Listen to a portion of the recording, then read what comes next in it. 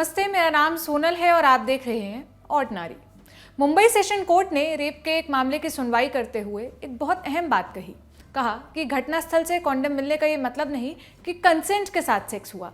हालांकि कोर्ट ने रेप के आरोपी को जमानत दे दी, लेकिन उसके द्वारा कॉन्डम को लेकर जो दलीलें दी गई उन्हें खारिज कर दिया।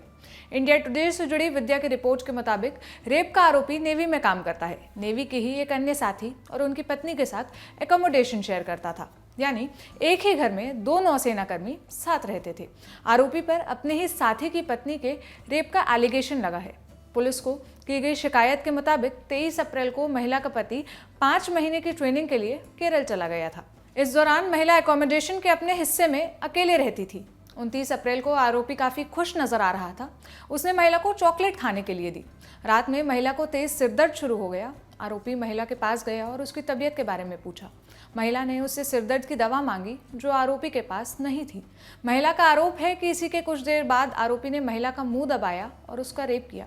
महिला ने बताया कि किसी तरह उसके हाथ एक ब्लेड लगी, जिससे उसने आरोपी पर हमला करने की कोशिश की, लेकिन गलती से खुद को ही नुकसान पहुंचा लिया।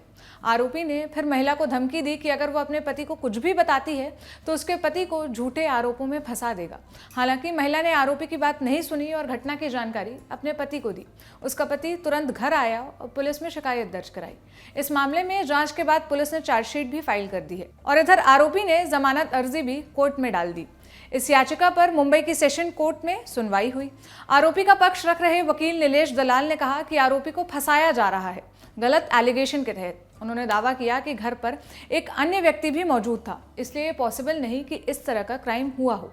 ये भी तर्क दिए कि महिला और उसके पति का कोई बच्चा नहीं है, इसे लेकर दोनों के बीच काफ़ी लड़ाई होती थी। इसी के साथ ये भी तर्क दिया कि घटनास्थल से एक कॉन्डम भी मिला है, जो ये बताता है कि एक कंसेंशुअल सेक्स था। इन्हीं सब के आधार पर जमानत मांगी गई। पब्लिक प्रोसिक्यूटर कल्पना ने याचिका का विरोध किया।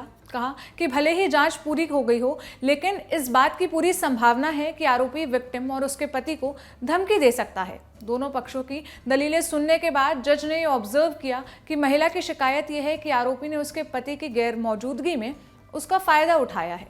जज ने कहा, इस पर ध्यान देना चाहिए कि महिला ने अपने पति को खुद से इस बात की जानकारी दी और खुद को चोट के बारे में भी बताया, सिर्फ इसलिए कि घटना वाली जगह पर कॉन्डम पाया गया।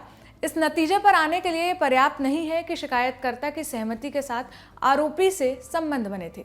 भविष्य के कॉम्प्लिकेशन से बचने के लिए आरोपी द्वारा कॉन्डम के इस्तेमाल की संभावना से भी इनकार नहीं किया जा सकता।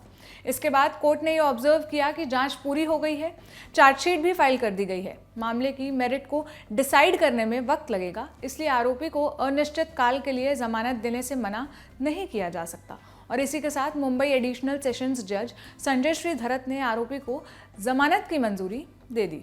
महिलाओं की सेफ्टी से जुड़ी और खबरों को देखने के लिए आप देखते रहिए ऑर्डिनरी।